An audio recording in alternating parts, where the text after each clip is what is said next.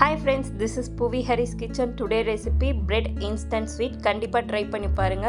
ரொம்ப சாஃப்ட்டாவும் ஜூசியாவும் within 20 minutesல ready பண்ற sweet இது. நல்ல ரிச் லுக்கும் கொடுக்கும் இந்த ஸ்வீட் பார்க்கிறதுக்கு. நீங்க ட்ரை பண்ணிட்டு எனக்கு சொல்லுங்க. 5 ஸ்பூன் தண்ணி, 3/4 கப் சர்க்கரை, 1/4 கப் தண்ணி சேர்த்துட்டு நல்லா கொதிக்க விடணும். சுகர் சிரப்பு ரொம்ப கெட்டியாயிடக்கூடாது. கம்பி பதம் வரதுக்கு முன்னாடியே நம்ம ஸ்டவ் ஆஃப் பண்ணிடணும். நம்ம குலோப் ஜாமுக்கு ரெடி பண்ணுவோம்ல, அந்த பதத்துக்கு ரெடி பண்ணி எடுத்துக்கணும் சுகர் சிரப்பு கரெக்டான பதத்துக்கு வந்துடுச்சு. நம்ம டச் பண்ணால் கம்பி பதம் வரல, நல்லா திக்காக இருக்குது. இந்த ஸ்டேஜில் ஸ்டவ் ஆஃப் பண்ணிவிட்டு சுகர் சிரப்பை நல்லா ஆற விடுங்க.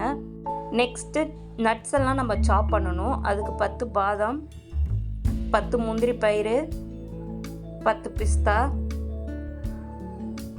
சாப் பண்ணுற கேஜெட் யூஸ் பண்ணிவிட்டு நல்லா சாப் பண்ணி எடுத்துக்கோங்க. இந்த நட்ஸை க்ரீமாக ரெடி பண்ண போகிறோம். அதுக்கு 2 ஸ்பூன் ஃப்ரெஷ் க்ரீம், ஸ்வீட்னஸ் கொடுக்கறதுக்காக 1 ஸ்பூன் மில்க் மேட் சேர்த்துட்டு நல்லா மிக்ஸ் பண்ணணும். இந்த நட்ஸ் க்ரீமை நம்ம ப்ரெட்டுக்கு ஸ்டஃபிங்காக யூஸ் பண்ண போகிறோம். நல்லா மிக்ஸ் பண்ணுங்க எல்லாத்தையும். இப்போ நமக்கு ஸ்டஃபிங் ரெடி. இப்போ நம்ம ப்ரெட்டு எடுத்துக்கலாம். எந்த ப்ரெட்டு உங்ககிட்ட இருக்கோ எந்த ப்ரெட் வேணாலும் எடுத்துக்கலாம். அது ஒரு மூடியால் ரவுண்ட் ஷேப் கட் பண்ணி எடுத்துக்கோங்க. மூடி கொஞ்சம் ஷார்ப்பாக இருக்கிற மூடியை யூஸ் பண்ணிங்கன்னா ரொம்ப ஈஸியாக நமக்கு கட் ஆகி வரும்.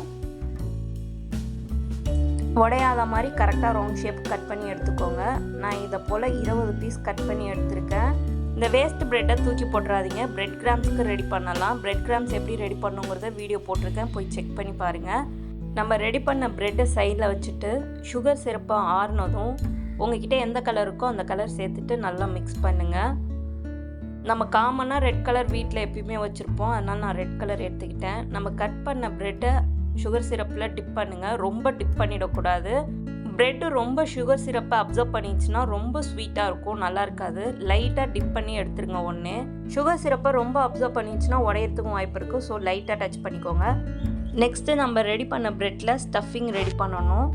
ஸ்டஃபிங் 1/2 ஸ்பூன் தான் எடுத்துக்கும், சின்ன சைஸாக இருக்கிறதுனால.